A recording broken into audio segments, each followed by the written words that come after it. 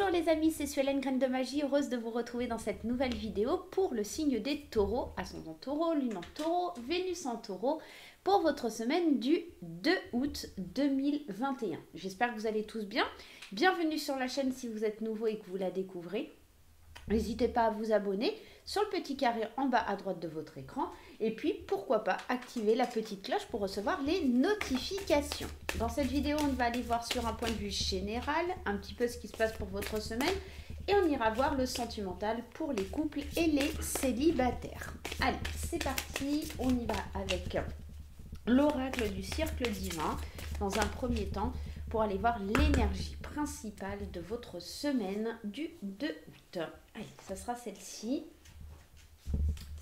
Alors, quel est le message? La guerrière nébuleuse. On va aller voir un petit peu ce que ça nous dit, mais elle fait un peu flipper. Hein. Je vous avoue que elle fait un petit peu flipper, la petite guerrière. Allez, la guerrière nébuleuse, qu'est-ce qu'elle vient nous dire? Il existe des porte-paroles de l'amour sur cette terre, des défenseurs passionnés de la liberté pour tous les êtres grandissant et réalisent pour que tous les êtres grandissent et réalisent leur destinée divine. Ces esprits guerriers savent qu'ils peuvent soit utiliser les ténèbres pour servir la croissance de la lumière, soit la laisser consommer leur sentiment d'espoir, confiant et foi dans le bon développement du destin de tous les êtres vivants. On vous invite aux manières de travailler avec les ténèbres de façon constructive, afin de devenir un guerrier pour tous les êtres vivants. En fait, c'est un petit peu l'idée que tout ce qui est négatif, tout ce qui est compliqué, tout ce qui est lié à la colère, ou en fait cette énergie, on vous demande de l'utiliser mais à bon escient, en générant de l'amour, d'accord? De l'utiliser comme une passion pour aller vers de l'amour, d'accord? Vous êtes un guerrier de l'amour et c'est ce que cette carte, elle vient un petit peu vous dire, que vous avez gagné toutes les guerres, que vous pouvez avoir une espèce de... Comment vous dire, comme une espèce d'apaisement, d'accord, mais il faut vraiment vous battre, d'accord, pour des choses justes et pas vous battre pour des choses qui n'ont aucun sens. On va aller voir un petit peu avec l'oracle enchanteur pour votre semaine, vers quoi il se dirige, mes chers taureaux. Moi j'ai surtout l'impression qu'on parle d'une phase de... où on est passionné là, on est vraiment très passionné. Allez.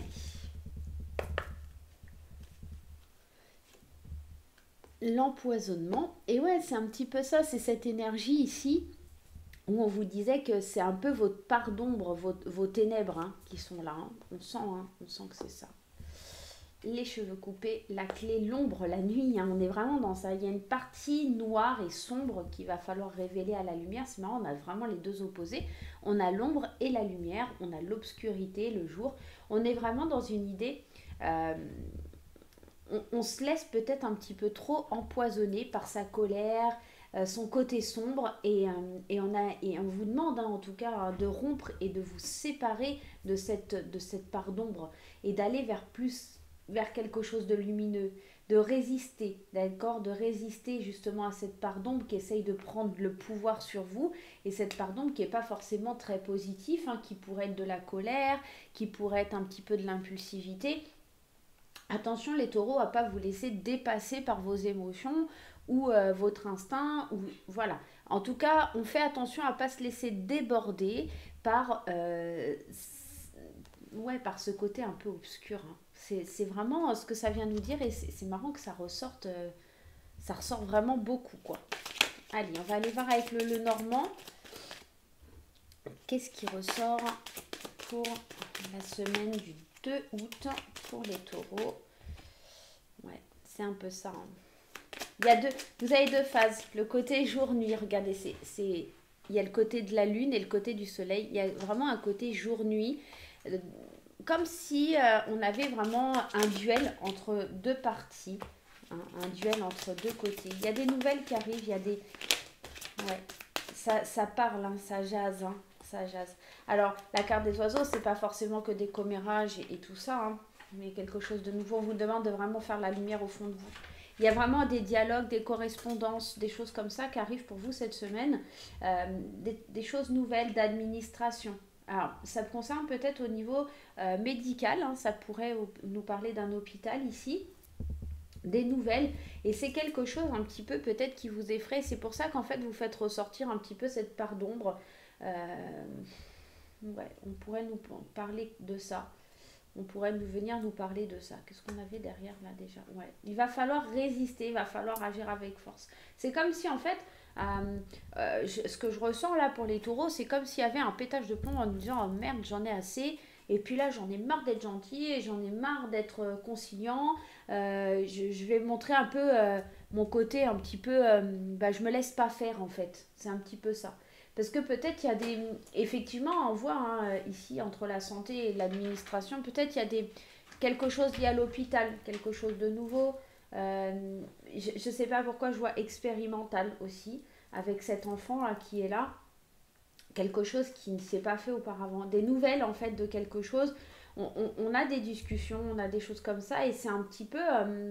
c'est un peu un mystère, parce que là, par exemple, c'est aussi l'idée d'un mystère. C'est pour ça que je vous parle de quelque chose d'expérimental dans le domaine de la santé. Je ne sais pas pourquoi je ressens ça fortement, mais en tout cas, voilà, il y aura un choix à faire par rapport à des nouvelles, par rapport peut-être à des choses comme ça. Dites-moi en commentaire, parce que c'est pas un tirage commun. C'est pas l'habitude que j'ai d'avoir un tirage comme ça, donc dites-moi en commentaire un petit peu comment ça vous parle. Mais en tout cas, on sent que voilà, laissez pas l'ombre prendre le dessus sur la lumière, laissez pas cette guerrière nébuleuse dans le mauvais côté, d'accord, de la part d'ombre. Et puis voilà, séparez-vous quand même des choses qui sont douloureuses, des choses qui sont qui peuvent vous empoisonner la vie, tout simplement. Pour certains, ça peut évoquer effectivement une séparation, une rupture dans le domaine sentimental. D'accord. On reçoit des nouvelles par rapport à une rupture et puis c'est ça qui nous plonge un peu dans, dans le côté sombre et obscur. Fini d'être gentil, fini de croire aux belles histoires. Maintenant, voilà, je me suis laissée empoisonner par une pomme pourrie. Maintenant, je vais pas me laisser faire. Ça peut être ça aussi un petit peu ce côté-là.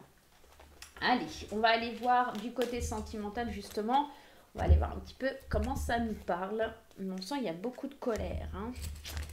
Allez, on va dans un premier temps, si j'arrive à la taper, hop, aller chercher l'oracle des fées enchantées, mon oracle. Si vous souhaitez l'acquérir, il est toujours disponible. Hein. Vous pouvez aller sur Etsy ou sur les boutiques. Hein. Vous avez tous les liens en barre d'infos sous la vidéo. Allez, les taureaux. Quoi on se dirige? Alors, le conseil pour les couples, le conseil pour les célibataires et ma petite graine d'amour qui va venir voir le jour dans très peu de temps maintenant. Allez, petite graine d'amour.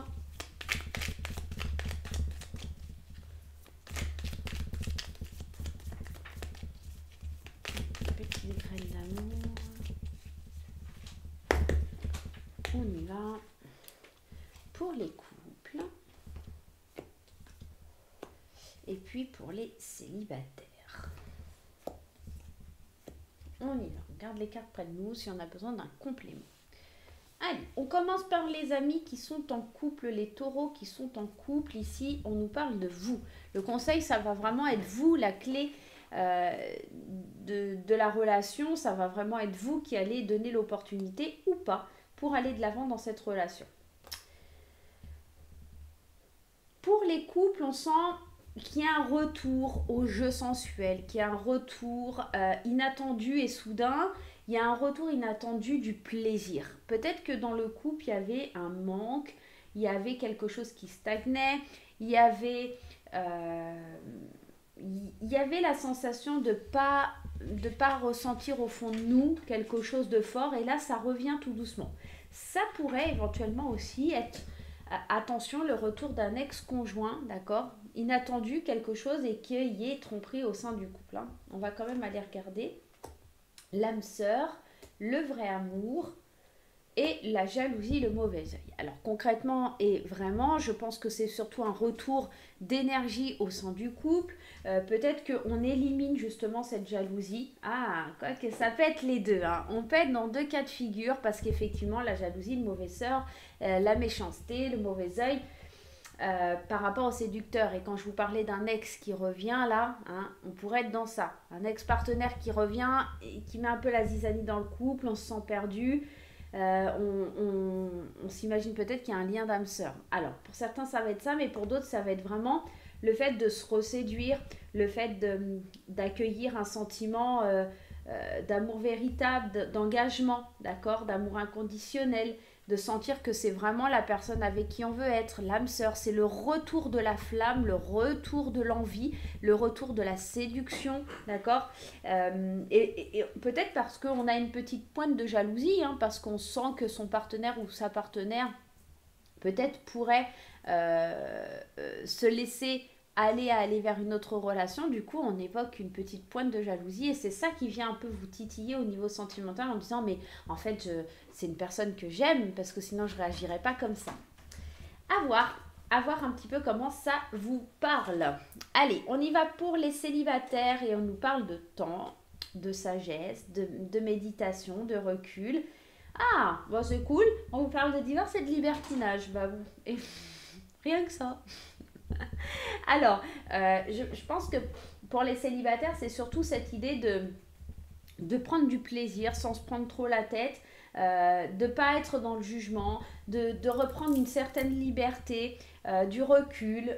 On se fait plaisir mais sans engagement, sans vraiment vouloir officialiser les choses.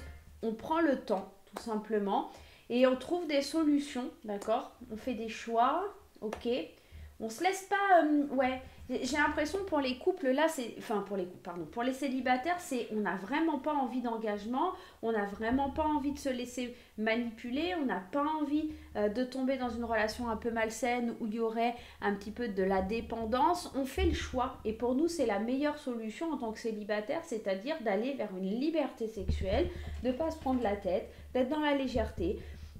Voilà, vous êtes dans une phase où vous prenez le temps de prendre du recul sur ce que vous voulez vraiment. Et ce que vous voulez vraiment, c'est ne vraiment pas vous laisser manipuler, de ne pas être dans la dépendance. Et ça, vous faites le choix de vous séparer de ce sentiment où vous allez...